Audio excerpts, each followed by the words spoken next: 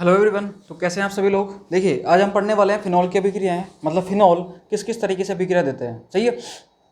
Last lecture में हमने alcohol की सारी रिएक्शन कंप्लीट कर ली है। ठीक है। एल्कोहल किस किस तरीके से रिएक्शन देते हैं, पहले वो मेटल्स के साथ कैसे देते हैं रिएक्शन। ठीक है। उसके बाद उनका अपन ने एसिडिटी अपन ने चेक करी थी। उसके बाद अपन ने एस्टरिफिकेशन रिएक्शन देखी थी। फिर अपन ने क्या देखा था, ऑक्सीडेशन देखा था, ऑक्सीकरण अभिक्रियाएं देखी थी। और किस किस तरीके से 1 डिग्री अल्कोहल एल्डिहाइड देते हैं, आगे जाकर वो कार्बोक्सिलिक एसिड में चेंज हो जाते हैं। 2 डिग्री अल्कोहल कीटोन्स देते हैं। ठीक है। और आगे वो फर्दर ऑक्सीडाइज नहीं होते हैं।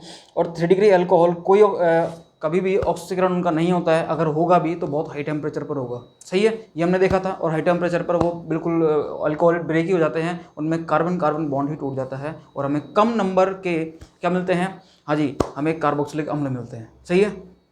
फिर हमने कॉपर के साथ देखी थी उसकी कि वही alcohol 1 degree alcohol aldehyde 2 degree alcohol ketone ये बनाते हैं कॉपर के साथ हीट करने पर। लेकिन 3 डिग्री अल्कोहल जो होते हैं वो कॉपर के साथ हाई टेम्परेचर पर हीट करने पर उनका डिहाइड्रेशन हो जाता है। क्या हो जाता है, डिहाइड्रेशन, मतलब निर्जलीकरण हो जाता है उनका, और हमें मिलता है एल्कीन। क्या मिलता है, एल्कीन।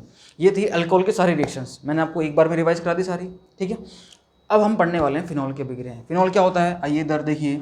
फिनॉल जो होता है बेंजीन रिंग जो है, सही है, इसमें कोई दिक्कत नहीं। देखो कुछ कंसेप्ट मैंने आपको उसमें पढ़ाए थे हेलोवेरिन में, वही कंसेप्ट यहाँ पर अप्लाई होने वाले हैं। ठीक है, वही कंसेप्ट यहाँ पर अप्लाई होने वाले हैं। क्लियर है।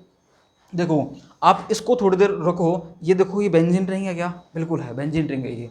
जब मैंने आपको हेलोवेरिन पढ़ाया था तो हेलोवेरिन के केस में मैंने आपको बोला था कि ये इलेक्ट्रोफिलिक सब्स्टिट्यूशन रिएक्शन देते हैं, मतलब इलेक्ट्रॉन स्नेही प्रतिस्थापन अभिक्रिया देते हैं। सही है। अब इलेक्ट्रॉन स्नेही प्रतिस्थापन अभिक्रिया क्या होती है, मैंने आपको बताया था कि यदि एक इलेक्ट्रोफाइल की जगह, एक इलेक्ट्रॉन स्नेही की जगह दूसरा इलेक्ट्रॉन स्नेही आ जाए तो हम उसे क्या बोलते हैं, इलेक्ट्रॉन स्नेही प्रतिस्थापन अभिक्रिया है। हम उसे क्या बोलते हैं, इलेक्ट्रॉन स्नेही प्रतिस्थापन अभिक्रिया है। सही है।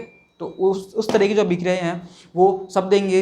वो जब हेलोवेरिन ने दी थी तो भैया वो फिनॉल भी देगा, वो फिनॉल भी देगा। सही है। तो वो कैसे देगा, वहाँ पर अपन ने देखा था हेलोजनीकरण देखा था, नाइट्रोकरण देखा था, उसके अलावा आपने वहाँ पर हाँ जी सल्फोनीकरण देखा था, वहाँ पर आपने फ्रिडल-क्राफ्ट अल्काइलेशन देखा था। अब ये फिनॉल किस किस तरह की अभिक्रिया देता है, उनमें से कौन सी देगा कौन सी नहीं देगा, वो हम यहाँ पर एक एक करके डिस्कस करेंगे। सही है। तो आइए हम स्टार्ट करते हैं फिनॉल की अभिक्रियाएँ। देखिए ये फिनॉल है अपना। फिनॉल में हमने क्या है, फिनॉल केवल निम्न अभिक्रियाएं दर्शाता है। देखिए मैं आपको वो समझाने से पहले एक कंसेप्ट समझा देता हूँ यहाँ पर। देखना फिनॉल की एक बार मैं रेजोनेटिक स्ट्रक्चर बना रहा हूँ आपके सामने। देखो भैया मैं क्या बना रहा हूँ, फिनॉल की रेजोनेटिक स्ट्रक्चर। उससे बहुत सारी चीज़ें आपके अभी के अभी क्लियर हो जाएंगी। ठीक है। देखो क्या है वो, आइए ये फिनॉल है अपना। ठीक है। जैसे क्लोरोबेंजीन में लोन पेयर बेंजीन रिंग में रोटेट कर रहा था, उसी तरीके से यहाँ पर फिनॉल जो होता है उसमें OH ग्रुप होता है। इस OH ग्रुप के पास क्या होते हैं, दो दो लोन पेयर होते हैं। क्या होते हैं, दो दो लोन पेयर। सही है। ये लोन पेयर क्या होंगे, इस बेंजीन रिंग में रोटेट करेंगे इस तरीके से। सही है। और इस तरीके से जब रोटेट होंगे तो इनकी क्या बनेगी, अनुनादी संरचनाएं बनेंगी। यहाँ पर माइनस चार्ज आ जाएगा, यहाँ डबल बॉन्ड आ जाएगा OH, इस पर क्या आ जाएगा, प्लस चार्ज। फिनॉल की अनुनादी संरचनाएं बनाना आपको बहुत अच्छे से आता है, क्योंकि मैंने आपको फिनॉल और फिनॉक्साइड आयन दोनों की अनुनादी संरचनाएं बनाना मैंने आपको बहुत अच्छे से सिखाया है जब अपन पढ़ रहे थे acidity of alcohol and phenol. सही है। वहाँ पर मैंने आपको ये चीज़ें बहुत अच्छे से सिखाई थी। क्लियर। अब मैं उनको वापस से एक बार बना देता हूँ, आपको कंसेप्ट मैंने वहाँ पर सिखा दिया। ठीक है। फिर भी एक बार यहाँ पर अपन सीख लेते हैं इनको। आइए इस माइनस चार्ज को अगर मैं अब यहाँ रोटेट करूँगा तो ये डबल बॉन्ड उठ के यहाँ आ जाएगा। बहुत बढ़िया। देखिए हाँ जी ठीक है। यहाँ पर क्या आ जाएगा, डबल बॉन्ड आ जाएगा, यहाँ माइनस चार्ज आ जाएगा, और इधर क्या आ गया, डबल बॉन्ड, इधर डबल बॉन्ड OH, और इधर क्या आ गया, प्लस चार्ज। ठीक है। ओके। देखो आगे क्या होगा भैया, ये माइनस चार्ज उठ के यहाँ आएगा तो ये डबल बॉन्ड उठ के यहाँ आ जाएगा। क्लियर है, बोलो भैया। हाँ जी, इधर डबल बॉन्ड आ गया, यहाँ डबल बॉन्ड आ गया, और इस पर आ गया माइनस चार्ज। क्लियर। और डबल बॉन्ड O और H, इस पर आ गया प्लस चार्ज। क्लियर है, कोई दिक्कत नहीं है। अब देखना आगे क्या होगा। हाँ जी, ये माइनस चार्ज इधर शिफ्ट होगा और ये इधर शिफ्ट हो जाएगा। सही है। और वापस से अपन को क्या मिल जाएगा, बेंजीन रिंग मिल जाएगी विद द, हाँ जी, विद किसके साथ मिलेगी, डीलोकलाइजेशन ऑफ इलेक्ट्रॉन। मतलब इलेक्ट्रॉन का क्या हो गया, डीलोकलाइजेशन हो गया, वो घूम गए। सही है। पहले आप देखोगे कि जो डबल बॉन्ड थे उनका इस तरीके से था, अब डबल बॉन्ड इधर इधर और ये आ गया। लो भैया, बोलो भाई साहब, कोई दिक्कत है। ये हो गई फिनॉल की रेजोनेटिक स्ट्रक्चर। सही है। अब आप देख रहे हैं यहाँ पर, आप हर केस में देख रहे हैं कि भैया देखो इधर, हाँ जी, ऑर्थो पोजीशन, कौन सी पोजीशन, ऑर्थो।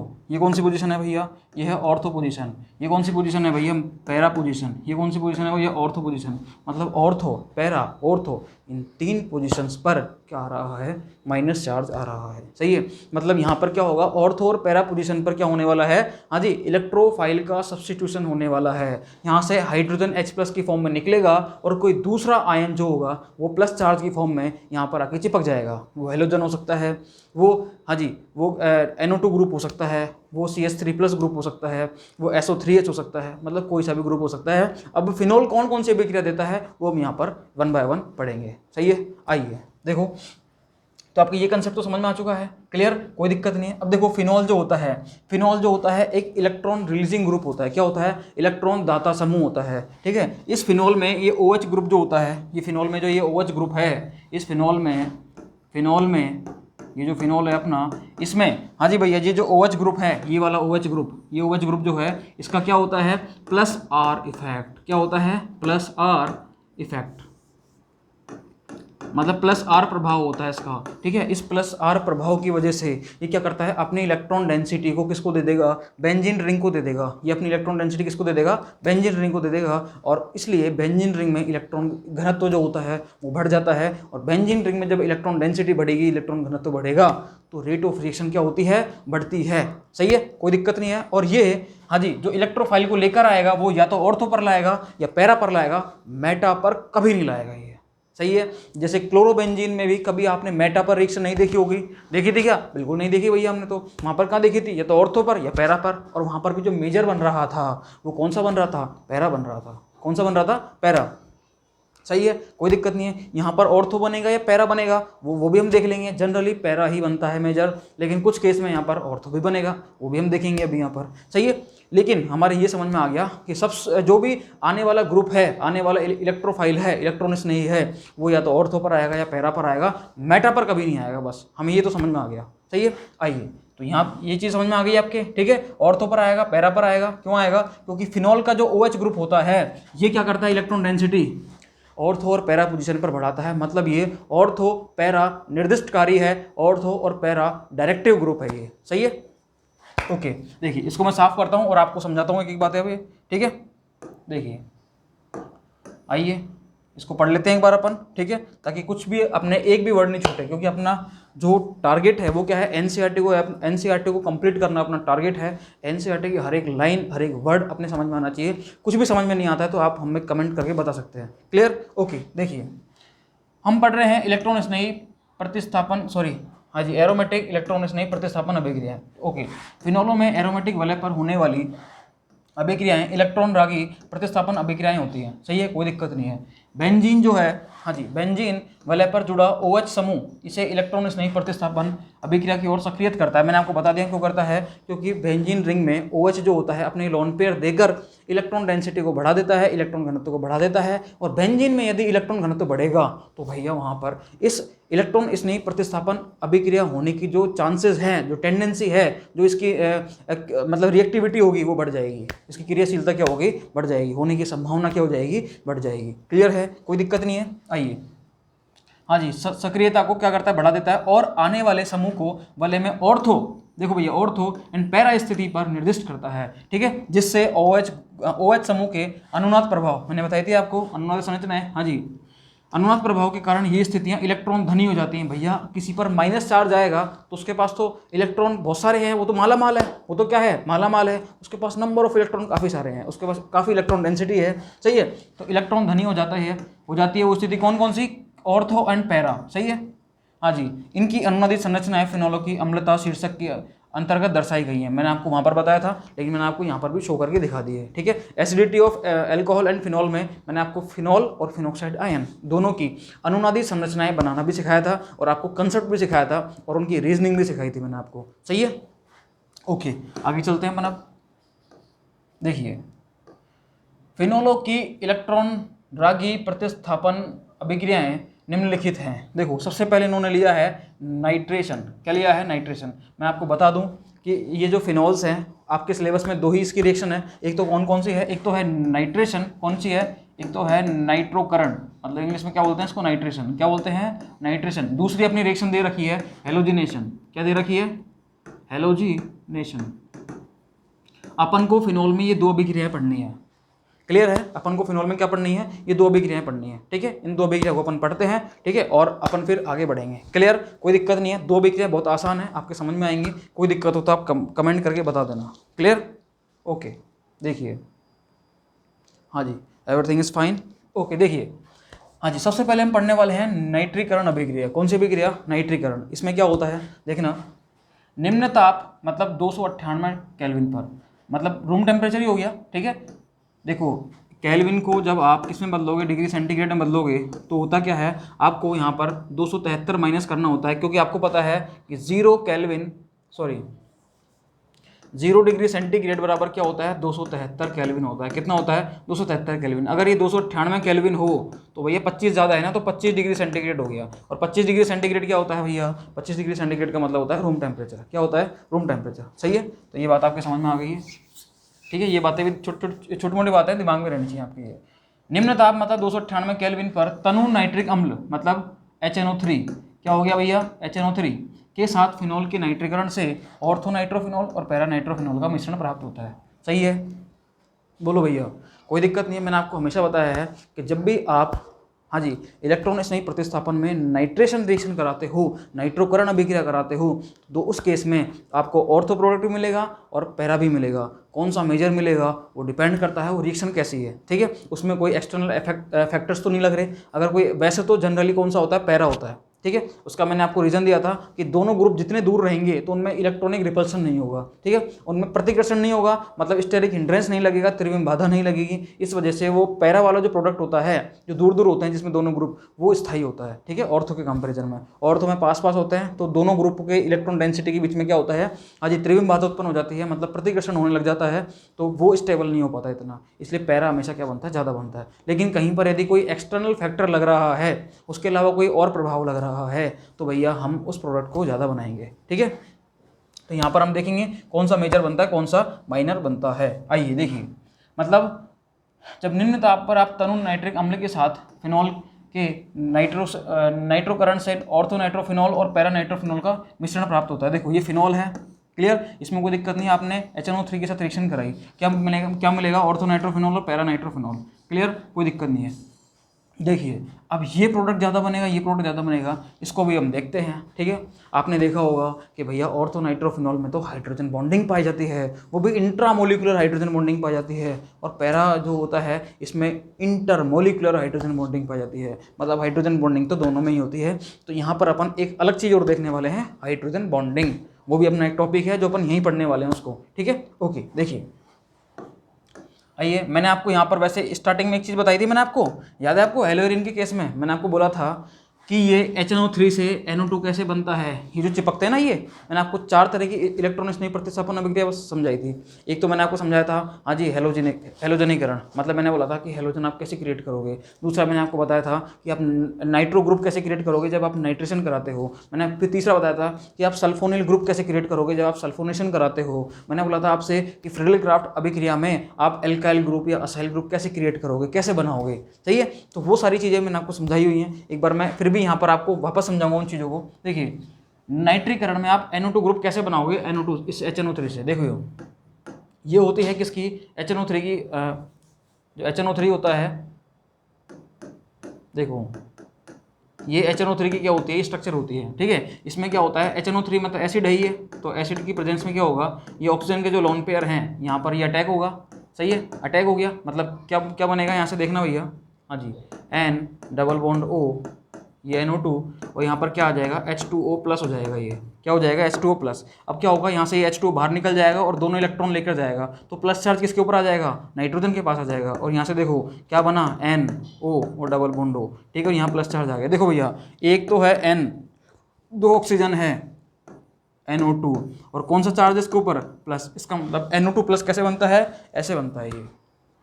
बोलो भैया, NO2 प्लस कैसे बनेगा, ऐसे बनेगा, और वाटर यहाँ से बाहर निकल जाएगा। क्लियर है। और फिर ये NO2 प्लस जो होता है ये फिनॉल से रिएक्ट करता है, और एक बार जुड़ता है ऑर्थो पर और एक बार जुड़ता है पैरा पर, और ऑर्थो पैरा पर ही क्यों जुड़ता है मैंने आपको बता रखा है, बिकॉज फिनॉल की जो अनुनादित संरचनाएं हैं उनमें ऑर्थो और पैरा पोजीशन पर क्या आता है, माइनस चार्ज आता है, इलेक्ट्रॉन डेंसिटी वहाँ पर ज़्यादा होती है, तो इलेक्ट्रोफाइल वहाँ पर क्या करेगा, अटैक करेगा ऑर्थो और पैरा पर, और प्रोडक्ट में भी क्या मिलेगा, ऑर्थो और पैरा। सही है, कोई दिक्कत नहीं है। हाँ जी, ये हमने समझ लिया। आइए देखो अब आगे, ठीक है।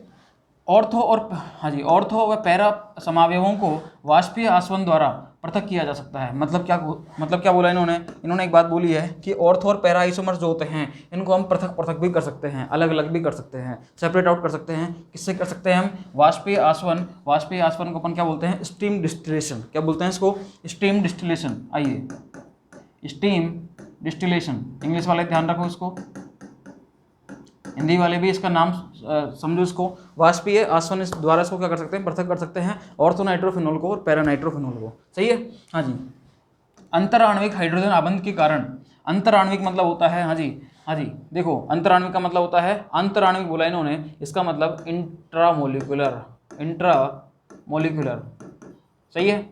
इंट्रामोलिकुलर का मतलब क्या हो गया? एक ही अणु में, देखो, के कारण ऑर्थोनाइट्रोफिनॉल भाप द्वारा वाष्पित होती है। किसके द्वारा? भाप द्वारा। जबकि पैरानाइट्रोफिनॉल कम वाष्पशील होती है क्योंकि इसमें अंतराण्विक, हाँ जी, हाइड्रोजन आबंध विद्यमान होता है जिससे अणु संगुणित हो जाते हैं। समझो इस चीज़ को बहुत आराम से। देखो, ऑर्थोनाइट्रोफिनॉल में क्या होता है? देखो, ये ऑर्थोनाइट्रोफिनॉल है। अब इसको कुछ देर यहाँ से हटा दो, इसको छोड़ दो कुछ देर के लिए। मैं इसको बताता हूँ कैसे छोड़ना है आपको।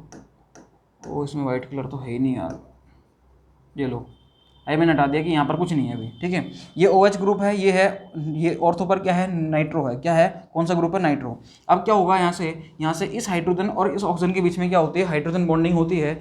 मतलब यहाँ पर एक्स्ट्रा इलेक्ट्रोस्टैटिक फोर्स लगता है। क्या लगता है? अतिरिक्त स्थिर वैद्युतिकी बल लगता है यहाँ पर। सही है, मतलब इन दोनों के बीच में कुछ आकर्षण होता है, और आकर्षण से क्या होता है? यहाँ पर एक हाँ जी 6 मेंबर्ड रिंग बन जाती है। मतलब यहाँ पर हाइड्रोजन बॉन्डिंग हो जाती है। सही है, ये हाइड्रोजन बॉन्डिंग हो गई। इसको मैं क्या बोल रहा हूँ? Hydrogen bonding. ये आप मेरे को एक बात बताओ यार, कि हाइड्रोजन बॉन्डिंग जो हो रही है इसमें एक ही मॉलिक्यूल में हो रही है या दो अलग अलग मॉलिक्यूल में हो रही है? भैया एक ही मॉलिक्यूल में हो रही है। देखो, ऑर्थोनाइट्रोफिनॉल एक ही तो मॉलिक्यूल ही है, एक ही तो है पूरा का पूरा। सही है, तो इसमें एक ही मॉलिक्यूल में ये हाइड्रोजन बॉन्डिंग हो रही है। इसका मतलब क्या है? इसका मतलब क्या है कि ये दो मॉलिक्यूल आपस में अटैच नहीं रहेंगे। दो मॉलिक्यूल के बीच में कोई अट्रैक्शन फोर्स नहीं रहेगा। मतलब अट्रैक्शन फोर्स हो रहा है तो एक ही मॉलिक्यूल में हो रहा है। सही है, जब एक एक मॉलिक्यूल सब में, सपोज दैट कि 100 मॉलिक्यूल हैं और 100 मॉलिक्यूल में आपस में अट्रैक्शन हो रहा है लेकिन दो मॉलिक्यूल के बीच में नहीं हो रहा, तो भैया उनको वाष्पित करना आसान होता है। उनको क्या करना होता है? उनको वाष्पित करना, उनको मेल्ट करना, उनको उड़ाना, ठीक है, बहुत आसान होता है। सही है, इसलिए इनका बॉइलिंग पॉइंट जो होता है वो कम होता है। क्या होता है? इनका बॉइलिंग पॉइंट कम होता है। इनकी बात करें तो भैया इनमें क्या होता है? देखो, इनमें आपस में तो कोई हाइड्रोजन बॉन्डिंग होगी नहीं, लेकिन हाँ जी दो मॉलिक्यूल, देखो एक मॉलिक्यूल तो ये रहा और एक मॉलिक्यूल ये रहा, दो मॉलिक्यूल हो गए, ठीक है। दो मॉलिक्यूल जो हैं इनके बीच में क्या होती है? देखो, इसके NO2 ग्रुप और इसके OH ग्रुप, वैसे ही इसके NO2 और दूसरे वाले के OH, और इसके OH और दूसरे वाले के NO2, इनके बीच में क्या हो जाती है? हाइड्रोजन बॉन्डिंग हो जाती है। क्या हो जाती है? हाइड्रोजन बॉन्डिंग हो जाती है। सही है, बताओ भैया, कोई दिक्कत हो तो बताओ। मतलब क्या हो जाती है? देखो, ये हाइड्रोजन बॉन्डिंग हो गई, ये क्या हो गई? Hydrogen bonding. सही है, अब देखो सुनना भैया, समझना इसको बहुत ध्यान से। बॉइलिंग पॉइंट से इनका सीधा लिंक है। ऑर्थोनाइट्रोफिनॉल जो था इसमें तो एक ही मॉलिक्यूल के बीच में हाइड्रोजन बॉन्डिंग हो रही थी, मतलब सारे मॉलिक्यूल अपने अपने में मस्त थे, सब में हाइड्रोजन बॉन्डिंग हो रही खुद में, लेकिन आपस में जुड़े हुए नहीं है, तो उनको वाष्पित करना बहुत आसान होता है। क्यों? क्योंकि अलग अलग मॉलिक्यूल को तोड़ना, उनके बीच में जो अट्रैक्शन है उसको तोड़ने पर ही तो वो वाष्पित होता है, वो ठीक है, वेपराइज होता है। क्लियर? वाष्पित मतलब वेपराइज होना उसका, ठीक है। तो समझो, ऑर्थोनाइट्रोफिनॉल में तो अलग अलग मॉलिक्यूल जो होते हैं उनके बीच में कोई अट्रैक्शन नहीं होता, ठीक है, एक ही मॉलिक्यूल में है, इसका मतलब उसको वाष्पित करना आसान होता है, उसको वेपराइज करना आसान होता है। सही है, लेकिन यहाँ पर क्या हो रहा है भैया? दो मॉलिक्यूल आपस में अटैच्ड है हाइड्रोजन बॉन्डिंग से, ये मॉलिक्यूल अलग, ये मॉलिक्यूल अलग, ये दोनों अटैच हैं, ऐसे ही आपस में चेन बनी हुई है। तो यदि इनको वाष्पित करना होगा तो भैया आपको ज़्यादा टेम्परेचर देना पड़ेगा। क्यों? क्योंकि दो मॉलिक्यूल के बीच में जो अट्रैक्शन है उसको तोड़ने के लिए, उसको तोड़ोगे तभी तो मॉलिक्यूल वेपराइज हो पाएगा, तभी तो मॉलिक्यूल वाष्पित हो पाएगा। इसका मतलब पैरानाइट्रोफिनॉल जो है इसको वाष्पित करने के लिए आपको ज़्यादा टेम्परेचर देना पड़ेगा, और इसका बॉइलिंग पॉइंट जो होता है BP, वो क्या हो जाता है? बढ़ जाता है। तो आपसे पूछा जाएगा कि ऑर्थोनाइट्रोफिनॉल का, हाँ जी, बॉइलिंग पॉइंट मतलब इसका जो क्वथनांक होता है, बॉइलिंग पॉइंट मतलब क्वथनांक क्या होता है? ऑर्थोनाइट्रोफिनॉल का तो कम होता है और पैरानाइट्रोफिनॉल का ज़्यादा होता है। तो इसका आंसर क्या है? यहाँ पर इंट्रामोलिकुलर हाइड्रोजन बॉन्डिंग होती है, इसलिए इसको वाष्पित करना आसान होता है। यहाँ पर इंटरमोलिकुलर मतलब दो मॉलिक्यूल के बीच में हाइड्रोजन बॉन्डिंग होती है, इसलिए इसको वाष्पित करना इतना आसान नहीं होता और यहाँ पर हाई टेम्परेचर की आवश्यकता होती है। सही है, इसलिए इनके क्वथनांक क्या होते हैं? ज़्यादा होते हैं। सही है, कोई दिक्कत नहीं है। आइए आगे चलते हैं अपन। अब तो ये था अपना ऑर्थोनाइट्रोफिनॉल, ये है अपना पैरानाइट्रोफिनॉल, ठीक है। सांद्र नाइट्रिक अम्ल जो के साथ, सांद्र नाइट्रिक अम्ल जो होते हैं, यदि अपन क्या ले लें, कंसंट्रेटेड नाइट्रिक अम्ल ले लें के साथ फिनॉल। अभी तक हमने देखा था कि यदि हम नाइट्रिक एसिड लेते हैं तो या तो ऑर्थो बन रहा था या पैरा बन रहा था, मतलब उसका मिक्सचर बन रहा था। भैया अभी पढ़ के आए अपन, देखो अभी अपन मिक्सचर पढ़ के आए इसका, देखो यहाँ पर, हाँ जी, मिश्रण प्राप्त होता है, ठीक है, निम्न ताप पर तनु नाइट्रिक अम्ल के साथ। क्या तनु, तनु मतलब डाइल्यूट, उसमें वाटर मिला हुआ है, सही है। नाइट्रिक करंट से क्या मिलता है हमें, ऑर्थो और पैरा का मिश्रण मिलता है, लेकिन मोनो, केवल एक पोजीशन पर होगा, या तो ऑर्थो या पैरा। अपन को प्रोडक्ट बहुत सारे मिलेंगे, मिश्रण मिलेगा दोनों का, लेकिन भैया या तो एक बेंजीन रिंग में जुड़ा होगा, तो या तो एक जुड़ा होगा या तो ऑर्थो पर या पैरा पर, सही है। ऐसा नहीं है ऑर्थो पर भी जुड़ गया पैरा पर भी जुड़ गया। लेकिन यदि आपने क्या ले लिया, यदि आपने कंसंट्रेटेड एसिड ले लिया, क्या ले लिया आपने, कंसंट्रेटेड नाइट्रिक एसिड ले लिया, आपने क्या ले लिया, कंसंट्रेटेड नाइट्रिक एसिड, मतलब सांद्र नाइट्रिक अम्ल ले लिया, और फिनॉल की रिएक्शन आपने कराई, तो भैया आपको 2,4,6 ट्राई नाइट्रोफिनॉल मिलेगा आपको, और दोनों ऑर्थो पोजीशन और एक पैरा पोजीशन, सारी पोजीशन ब्लॉक हो जाएंगी, सही है। वो तो भैया पता, अब ये नहीं अपन को पता है अच्छे से कि मेटा पोजीशन पर, हाँ जी, कोई इलेक्ट्रोफाइल अटैक नहीं करता, नहीं तो ये मेटा को भी ब्लॉक कर देता। मतलब ये जो कंसंट्रेटेड HNO3 होता है बहुत ज़्यादा रिएक्टिव हो जाता है ये, ठीक है, और यहाँ पर ये रिएक्शन बहुत आसानी से हो जाती है, और ये सारी पोजीशन जहाँ जहाँ पर अनुनादित संरचनाओं में माइनस चार्ज आता है, नेगेटिव चार्ज आता है, ठीक है, रेजोनेटिव स्ट्रक्चर में, मतलब जहाँ जहाँ पर इलेक्ट्रॉन डेंसिटी ज़्यादा होती है वहाँ वहाँ पर NO2 आ जाता है, वहाँ वहाँ पर क्या जाता है, NO2 आ जाता है, सही है, ठीक है। ऑर्थो पर भी आ गया, दोनों ऑर्थो पर, मेटा पर भी आ गया, सब पर आ गया, ठीक है। और आपको पता है, आपको पता अच्छे से 2,4,6 ट्राई नाइट्रोफिनॉल को, ठीक है, आप क्या बोलते हो, पिक्रिक अम्ल बोलते हो, क्या बोलते हो, पिक्रिक एसिड, सही है, पिक्रिक अम्ल। मैंने आपको बताया था ये चीज़ जब मैं आपको क्या पढ़ा रहा था, हेलोएरिन पढ़ा रहा था, जब वहाँ पर अपन पढ़ रहे थे ना सब्स्टिट्यूशन रिएक्शन, तो मैंने आपको बोला था कि Cl को रिप्लेस करना आसान नहीं होता KOH से, OH माइनस से, ठीक है। तो आप NO2 ग्रुप लगा देते हो, यदि एक लगाओगे तो थोड़े कम टेम्परेचर पर होगी, दो लगाओगे तो और कम टेम्परेचर पे, और तीन लगा दोगे तो गर्म जल के साथ ही रिएक्शन हो जाती है, और Cl जो होता है वो Cl माइनस की फॉर्म में निकल जाता है और OH आ जाता है और बनाता है पिक्रिक अम्ल। और हमने पिक्रिक अम्ल ही बनाया है, ये हमने क्या बनाया है, पिक्रिक अम्ल। क्लियर है, कोई दिक्कत नहीं है इसमें, ओके। देखिए आगे चलते हैं अपन। देखो भैया आजकल पिक्रिक अम्ल को बनाने के लिए फिनॉल की अभिक्रिया, हाँ जी, हाँ जी, आजकल पिक्रिक अम्ल को बनाने के लिए फिनॉल, सर्वप्रथम फिनॉल की अभिक्रिया पहले किससे कराते थे, कंसंट्रेटेड H2SO4 के साथ कराते थे, जिससे फिनॉल 2,4 डाइसल्फोनिक अम्ल में परिवर्तित हो जाती थी। तत्पश्चात HNO3 के साथ अभिक्रिया द्वारा 2,4,6 ट्राइनाइट्रोफिनॉल प्राप्त कर लेते थे, ठीक है। क्या आप इसमें सम्मिलित अभिक्रियाओं का समीकरण लिख सकते हैं, बिल्कुल लिख सकते हैं, आप खुद ट्राई करना है इसको, नहीं होता है तो मुझे बताना, ठीक है। इन्होंने बोल भी दिया, इन्होंने क्या करा, बोल भी दिया, यदि, हाँ जी, इन्होंने क्या करा, पहले फिनॉल की रिएक्शन, चलो मैं बता देता हूँ, आप फालतू में इतना दिमाग लगाओगे। देखो इधर इन्होंने क्या बोला है, इन्होंने बिल्कुल सिंपल सी बात बोली है, देखो इधर इन्होंने क्या बोला है, आजकल पिक्रिक अम्ल को बनाने के लिए सर्वप्रथम फिनॉल की अभिक्रिया किसके साथ कराते हैं, कंसंट्रेटेड H2SO4 के साथ। लो भैया ये फिनॉल है अपना, इसकी रिएक्शन कराई अपन ने कंसंट्रेटेड H2SO4 के साथ। जब कंसंट्रेटेड H2SO4 का रिएक्शन कराओगे तो भैया क्या बनेगा, 2,4 हाँ डाइसल्फोनिक अम्ल बनेगा। ये लो भैया क्या बनेगा, OH है और ये 2,4, यहाँ पर SO3H आ जाएगा और यहाँ पर SO3H आ जाएगा, ये क्या बन गया 2,4, देखो फिनॉल 2,4 डाइसल्फोनिक अम्ल बन गया, ठीक है। इसकी फर्दर रिएक्शन यदि हम किससे कराते हैं, हाँ जी, कंसंट्रेटेड HNO3 से, किससे कराते हैं, कंसंट्रेटेड HNO3 से, तो हमें क्या मिल जाता है, ये क्या मिल जाता है, डायरेक्ट 2,4,6 ट्राइनाइट्रोफिनॉल मिल जाता है, सही है। अभिक्रिया द्वारा 2,4,6 ट्राइनाइट्रोफिनॉल कर लेते हैं, ठीक है। तो ये जो बोला है इन्होंने, क्या इसमें जो सम्मिलित अभिक्रियाएं जो इन्होंने बोली हैं उनका आप समीकरण लिख सकते हो। लो भैया ये रहा समीकरण, फिनॉल 2,4 डाइसल्फोनिक अम्ल, उसके बाद 2,4,6 ट्राइनाइट्रोफिनॉल, मतलब पिक्रिक एसिड। क्लियर है, ओके।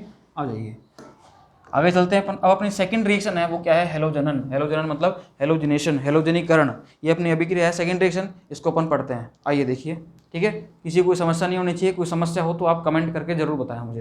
Clear, okay. देखना भैया हेलोजनीकरण, हेलोजनीकरण का मैं कंसेप्ट समझा चुका हूँ आपको। कैसे समझा था मैंने आपको कि भैया ऑर्थो और पैरा पोजीशन पर क्या आएगा, ऑर्थो और पैरा पोजीशन पर, या तो इस पोजीशन पर हमेशा क्या आता है, जब आप अनुनादी संरचनाएं बनाते हो इन पर क्या आता है, माइनस चार्ज आता है। क्या आता है, इन तीनों पर क्या आता है, माइनस चार्ज आता है, सही है, पता है आपको बहुत अच्छे से। यहाँ पर और यहाँ पर आता है, क्लियर, ओके। देखिए तो आपको बहुत अच्छे से पता है यहाँ पर क्या आएगा, माइनस चार्ज आएगा, और आपको यहाँ पर हेलोजन जोड़ना है। और हेलोजन जोड़ने के लिए मैंने आपको बताया था कि आप क्या लेते हो, या तो आप हेलोजन के साथ क्या ले लो, AlCl3 ले लो, या फिर आप यहाँ पर कोई भी लिवाइस अम्ल ले लो, FeCl3, AlCl3 ले सकते हो या फिर FeCl3 ले सकते हो, दोनों में से कोई सा भी लुईस अम्ल ले सकते हो, मतलब any Lewis acid, any Lewis acid, मतलब कोई भी क्या ले सकते हो आप, लुईस अम्ल ले सकते हो, कोई भी लुईस अम्ल ले सकते हो आप। बोलो भैया कोई दिक्कत है, कोई समस्या? कोई समस्या नहीं है इसमें, क्लियर? ये आपने कोई भी लुईस अम्ल ले लिया, अब क्या होगा, अब इसकी रिएक्शन कैसे होती है समझना, ये आपके कोई दिक्कत नहीं है इसमें। देखो इधर मैं इस X2 को खोल के लिखता हूँ यहाँ से X, क्लियर? और मैंने यहाँ से अब X की जगह मैं एक बार समझाने के लिए आपको Cl ले लेता हूँ, सही है? और AlCl3 तो है ही है। AlCl3 के ऑर्बिटल, मतलब इसके पास एक वेकेंट क्या होता है, p ऑर्बिटल होता है। क्या होता है? वेकेंट p ऑर्बिटल, मतलब एक रिक्त p कक्षक होता है। तो भैया उसमें क्या करता है ये AlCl3, इस Cl- को ले जाता है, इस Cl को ले जाता है Cl- की फॉर्म में। क्या होता है? AlCl3 जो है इस Cl को ले जाएगा Cl- की फॉर्म में, क्लियर है? हाँ जी बताइए बताइए, AlCl3 जो है ये क्या करेगा, इस Cl- को ले जाएगा Cl- की फॉर्म में, और यहाँ से क्या मिलेगा आपको, Cl+ और AlCl4-, क्लियर? अभी Cl+ जो बचा, अभी ये Cl+ जो बचा अपने पास, ये Cl+ क्या करेगा, इस फिनोल के साथ अभिक्रिया करता है, ठीक है? और यहाँ से ये जो हाइड्रोजन बचा हुआ है ये निकल जाएगा और उसकी जगह कौन आ जाएगा, Cl+ आ जाएगा, और अपन को क्या मिलेगा, हाँ जी ये OH तो है ही है यहाँ पर, यहाँ एक या तो Cl यहाँ जुड़ेगा या फिर ये वाला हाइड्रोजन निकलेगा। यदि ये निकलता है तो ये बनेगा, यदि ये निकलता है तो भैया पैरा पोजीशन पर क्या आ जाएगा, हाँ जी Cl और ये OH। बोलो भैया कोई समस्या हो, कोई दिक्कत हो तो बताओ, नहीं है? Clear, okay. देखो ये हो गया अपना हेलोजिनेशन। अब मैं आपको इसमें बता देता हूँ इसमें क्या क्या इन्होंने बताया हुआ है, ठीक है? देखो देखना भैया, समझना इसको। फिनॉल की ब्रोमीन के साथ अभिक्रिया द्वारा अलग अलग प्रायोगिक अवस्थाओं में अलग अलग उत्पाद प्राप्त होती हैं। जैसे अगर आपको केवल एक ही हेलोजन लाना है तो उसके लिए आप अलग कंडीशन लोगे, और यदि आपको हर पोजीशन पर आपको और दोनों ऑर्थो पर, दोनों और पैरा पर, जैसे आपने NO2 के साथ किया था, यदि आपने आपने क्या लिया, हाँ जी डाइल्यूट HNO3 लिया, तो भैया केवल या तो ऑर्थो पर आया कौन, NO2, या फिर आया पैरा पर। लेकिन यदि आपने हाँ जी आपने कंसंट्रेटेड HNO3 ले लिया तो भैया दोनों ऑर्थो और एक एक पैरा पोजीशन, तीनों पर क्या आ गया भैया, NO2 ग्रुप आ गया। उसी तरीके से आपको यहाँ पर लेनी है कंडीशंस। यदि आप एक पर लाना चाह रहे हो तो आप क्या करोगे, यदि आप तीनों पर लाना चाह रहे हो तो आप क्या करोगे, इसी तरीके से हमें यहाँ पर देखना ही है, क्लियर? तो देखो इन्होंने फर्स्ट कंडीशन क्या ली है कि जब क्लोरोफॉर्म मतलब Cl3 अथवा CS2 जैसे कम ध्रुवीय विलायकों में निम्न ताप पर अभिक्रिया की जाती है तो मोनोब्रोमोफिनॉल बनता है। क्या बनता है? ब्रोमोफिनॉल, ब्रोमो और फिनॉल। इसका मतलब क्या हो गया, या तो ये जुड़ेगा ऑर्थो पर, ये जुड़ेगा पैरा पर, लेकिन कभी भी मेटा पर नहीं जुड़ेगा, और ना ही सारी पोजीशन एक साथ ब्लॉक होंगे। केवल क्या बनेगा, मोनो बनेगा। मोनो का मतलब केवल सिंगल बनेगा, सही है? कब? जब आप रिएक्शन किसके साथ करा रहे हो, CHCl3 या हाँ जी CHCl3 या CHCl3 से करा रहे हो या फिर CS2 के साथ करा रहे हो। किसके साथ करा रहे हो? CS2 के, मतलब कार्बन डाइसल्फाइड के साथ करा रहे हो या फिर क्लोरोफॉर्म के साथ करा रहे हो आप, सही है? क्लियर, कोई दिक्कत नहीं है इसमें। आइए आगे चलते हैं। पर देखिए जिन्होंने बता रखी है बिल्कुल सिंपल से रिएक्शन है ये। आइए इसको समझते हैं एक बार और आगे बढ़ते हैं। ये फिनॉल है, फिनॉल की रिएक्शन जब CS2 में कराई इन्होंने ब्रोमीन के साथ, तो भैया देखो क्या बना, मोनोब्रोमोफिनॉल बना। हाँ जी एक तो बना ऑर्थो, एक बना हाँ जी पैरा। लेकिन कौन सा मुख्य होगा भैया, होगा यहाँ पर पैरा। कौन सा होगा? पैरा होगा, सही है? क्योंकि मैंने आपको बोला कि OH और Br के बीच में क्या हो जाता है, स्टेरिक रिपल्सन हो जाता है, क्योंकि Br का साइज काफ़ी बड़ा होता है। तो OH और Br के बीच में क्या हो जाएगा, रिपल्सन होने लग जाएगा, प्रतिकर्षण होने लग जाएगा, सही है? क्योंकि दो ग्रुप के बीच में प्रतिकर्षण होता है, इसलिए क्या होता है, ये जो कंपाउंड है ये अनस्टेबल हो जाता है थोड़ा सा, इसकी स्टेबिलिटी कम हो जाती है, और ये बनता है अपना मेजर। क्या बनता है ये बनता है मेजर, और ये बनता है अपना माइनर। क्लियर है? तो बेंजीन का सामान्य हेलोजिनेशन जो होता है, मैंने आपको बताया था कि FeCl3 ले लो या फिर FeBr3 ले लो या फिर AlBr3 ले लो, ठीक है? जैसे लुईस अम्ल की उपस्थिति में होता है, ठीक है? ये अपन चैप्टर 10 12वीं क्लास का, अभी जो इससे पहले अपन ने लास्ट चैप्टर पढ़ा था वहाँ पर भी सीख के आए हैं अपन ये, सही है? कोई दिक्कत नहीं है। जो हेलोजन अणु को ध्रुवित कर देता है। हाँ जी देखिए फिनॉल की अभिक्रिया में ब्रोमीन का ध्रुवण लुईस अम्ल की उपस्थिति में भी संभव होता है, ठीक है? ब्रोमीन का ध्रुवण जो होता है वो लुईस अम्ल की उपस्थिति में भी संभव होता है। लुईस अम्ल मैंने बताई दिया आपको कौन होते हैं, AlBr3 हो जाएगा, FeCl3 हो जाएगा, FeBr3 हो जाएगा, इस तरीके से होते हैं ये। इसका कारण क्या होता है, बेंजीन से जुड़े OH समूह का वलय पर उच्च सक्रियण प्रभाव होता है, सही है? मतलब क्या होता है, जो OH ग्रुप होता है वो इजीली इलेक्ट्रॉन डोनेट कर देता है, किसको? हाँ जी बेंजीन रिंग को। क्लियर है, कोई दिक्कत नहीं है। अब आगे आइए, तो मतलब ये रिएक्शन समझ में आ गई आपके, इसमें कोई दिक्कत नहीं है। मतलब आपको केवल एक पोजीशन पर लाना है तो आप CH2 की प्रेजेंस में कराओगे या क्लोरोफॉर्म की प्रेजेंस में कराओगे सही है। लेकिन यदि आपको तीनों पोजीशन ब्लॉक करनी है तो फिर आप क्या करोगे, फिर भैया आपको क्या करना पड़ेगा, हाँ जी, आपको ब्रोमीन एक्सेस में लेनी पड़ेगी। क्या करनी पड़ेगी, ब्रोमीन एक्सेस में लेनी पड़ेगी। देखिए जब फिनॉल की अभिक्रिया ब्रोमीन जल के साथ कराई जाती है, किसके साथ, ब्रोमीन जल, मतलब ब्रोमीन वाटर, ठीक है, ब्रोमीन जल के साथ कराते हैं तो भैया आपको 2,4,6 ट्राई ब्रोमोफिनॉल श्वेत अवक्षेप के रूप में मिलता है। क्लियर है, बताइए।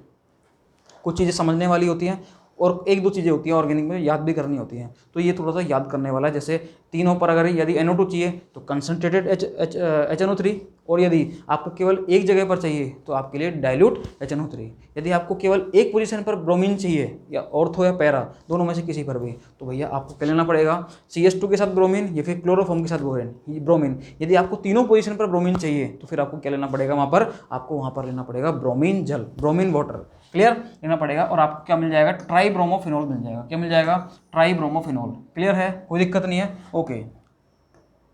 तो ये अपना हो चुका है। इसके बाद अपन पढ़ने वाला है कोल्बे रिएक्शन। तो कोल्बे रिएक्शन अपन पढ़ेंगे नेक्स्ट लेक्चर में, ठीक है। एक बार फटाफट से इंग्लिश वालों को और दिखा देता हूँ मैं। देखिए रिएक्शन ऑफ फिनॉल, पढ़ो भैया इसको। देखिए in phenol the reaction that takes place on the aromatic ring are electrophilic substitution reaction, ठीक है, जिसको अपन यूनिट 13 में पढ़ेंगे आगे चलकर। मतलब यूनिट 13 जो 11th क्लास की वहाँ पर अपन ने पढ़ी थी, बेंजीन की जो हाँ जी एरोमेटिक रिंग होती है उसकी रिएक्शन अपन ने पढ़ी थी, electrophilic substitution reaction. The OH group attach to the benzene ring activate it towards electrophilic substitution. Also it directs हाँ जी the incoming group to ortho and para positions in the ring as these positions become electron rich due to the resonance effect caused OH group. These resonance structure are shown under acidity of phenol। मतलब benzene के ऊपर जो OH होता है उसके पास lone pair होते हैं, OH के पास वो बेंजीन रिंग में रोटेट होते हैं और ऑर्थो और पैरा पोजिशन पर क्या लाते हैं, -4 लाते हैं, इलेक्ट्रॉन डेंसिटी को बढ़ा देते हैं। सही है, और ये अपन ने रेजोनेटिव स्ट्रक्चर में पढ़ा था, मैंने आपको यहाँ भी समझा दिया, ठीक है।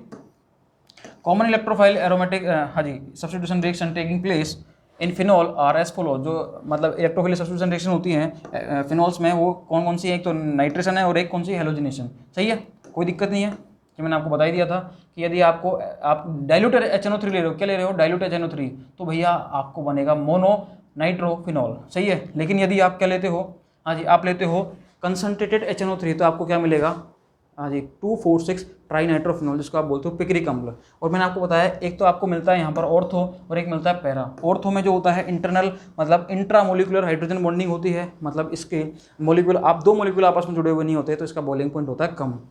पैरा नाइट्रोफिनॉल जो होता है इसमें इंटरमोलिकुलर दो मोलिक्यूल के बीच में हाइड्रोजन बॉन्डिंग होती है, तो भैया इसका बॉइलिंग पॉइंट होता है ज़्यादा। ठीक है, ये मैंने आपको समझा दिया, कोई दिक्कत नहीं है इसमें।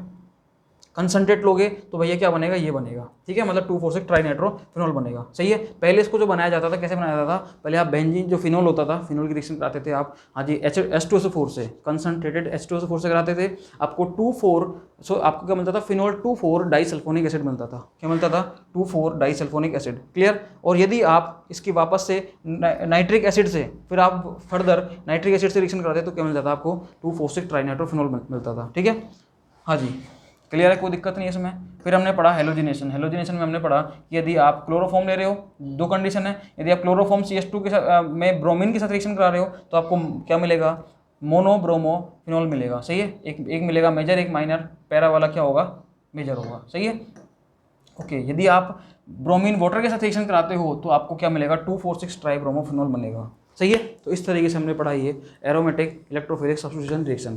क्लियर, इसमें किसी को समस्या नहीं आनी चाहिए। तो अपने फिनॉल की रिएक्शन स्टार्ट करी है।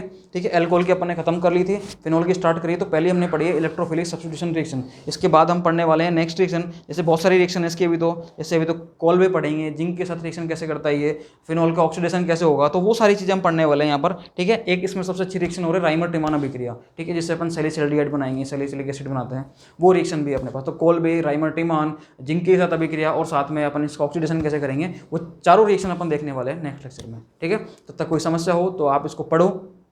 वैसे तो आपको कोई दिक्कत नहीं आनी चाहिए, फिर भी कोई दिक्कत आती है तो आप कमेंट करके बता देना। ठीक है, और कैसी भी समस्या हो तो आप बता दिया करो मुझे। ठीक है, okay, thank you so much.